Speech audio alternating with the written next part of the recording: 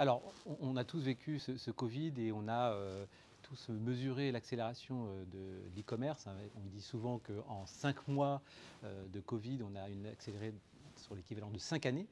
Mais de manière un peu plus détaillée, si on regarde l'évolution du parcours client, ce qu'on peut mesurer nous sur nos plateformes, parce qu'on a plusieurs plateformes avec plus d'1 milliard d'utilisateurs, donc on arrive à avoir des insights très très précis, on a vu 3 phénomènes. Alors le premier phénomène, il n'est pas nouveau, il était déjà là avant la crise de Covid, c'est le client qui est impatient de pouvoir accéder très très vite à l'information la plus précise possible. Donc ça c'était avant le Covid, ça s'est bien sûr accéléré avec le Covid. Le deuxième phénomène qui lui était juste avant le Covid, qui est le côté volatilité. Le client est de plus en plus volatile. Il est beaucoup plus compliqué aujourd'hui de savoir à quel moment il va acheter. On a les soldes qui peuvent être glissants, on a les temps forts comme le Black Friday, et tous ces moments de l'année ne sont plus prévisibles pour les commerçants. Et ils se retournent d'ailleurs vers nous en disant mais on n'arrive pas à comprendre comment évolue la demande, et cette demande elle est finalement beaucoup plus volatile. Et puis ce qui est beaucoup plus nouveau, et là c'est avec le Covid que ce phénomène est apparu, c'est que le client est devenu aussi plus insaisissable. Alors insaisissable dans le sens où ses besoins sont compliqués à prévoir. Il veut à la fois du prix, et on le voit bien dans les enquêtes d'opinion au sens large, hein. Avant tout c'est le prix, mais en même temps il veut des produits qui sont durables. Il veut à la fois acheter en ligne, et ça c'est important, mais avec la même enseigne, il va vouloir acheter aussi en magasin. Et on le voit avec l'ensemble des acteurs comme Fnac Darty, Carrefour et Leroy Merlin et bien d'autres, hein. On a cette appétence du client avec la même enseigne, mais le matin d'acheter en ligne, mais l'après-midi d'aller pouvoir aller retirer son produit en click and collect. Donc l'évolution du parcours client, c'est ça, c'est une impatience, une volatilité et un côté insaisissable avec des besoins très très multiples. Il y a un premier enjeu qui est effectivement de comprendre ce nouveau client et cette évolution du client, hein, qui est un enjeu majeur, hein, donc, et les commerçants se posent cette question. Et puis après, il y a 3 enjeux majeurs. Le premier, c'est d'être profitable. Parce que cette multiplicité des canaux, du online, du offline, et puis les temps forts qui sont beaucoup plus compliqués à maîtriser, rendent l'équation économique des commerçants extrêmement compliquée à résoudre. Donc profitabilité, c'est l'enjeu numéro 1. Le deuxième enjeu, c'est ce qu'on pourrait appeler la durabilité. Mais durabilité pas au sens seulement de l'environnement, mais au sens de la relation client.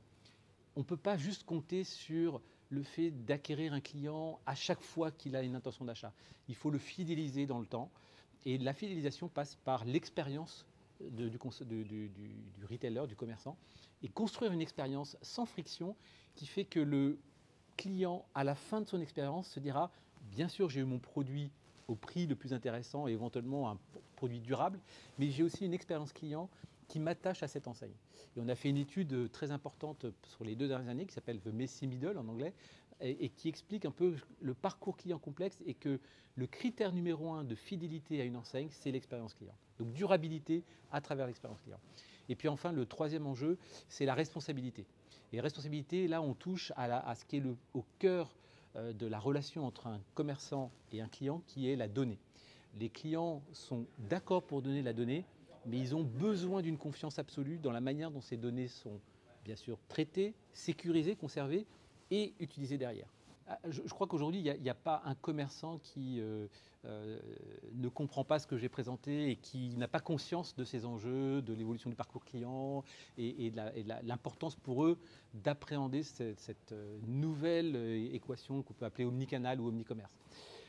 Maintenant, la manière de le mettre en œuvre, et effectivement, c'est là où c'est beaucoup plus compliqué pour les commerçants, parce que pour prendre un exemple très concret, c'est par exemple si je prends le partenariat qu'on a annoncé avec Fnac Darty, on a mis au cœur de ce nouveau partenariat, puisqu'on avait déjà un partenariat avec eux historique, hein, datant d'au moins de 2018. Là, 2021 décembre, on a acté un deuxième partenariat avec au cœur de ce partenariat-là l'expérience client.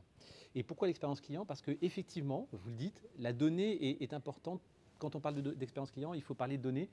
Et je vais prendre un exemple très concret. Fnac Darty, les 2 sites, c'est 20 millions de références, 20 millions de produits. Quand un client vient sur le site de Fnac Darty avec une intention, c'est extrêmement compliqué pour Fnac Darty de dire « Ah bah je sais exactement quelle vitrine je vais lui présenter.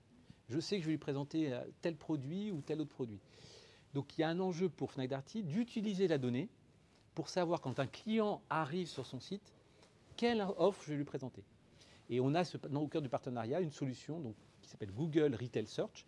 Et cette solution va permettre à Fnac Darty de proposer à chaque client qui vient sur le site et qui va faire une recherche, parce que c'est un des axes majeurs, hein, quand je rentre sur un site, je vais toujours taper un produit ou une intention, lui remonter le produit qui correspondra à son attente au moment où il vient sur le site.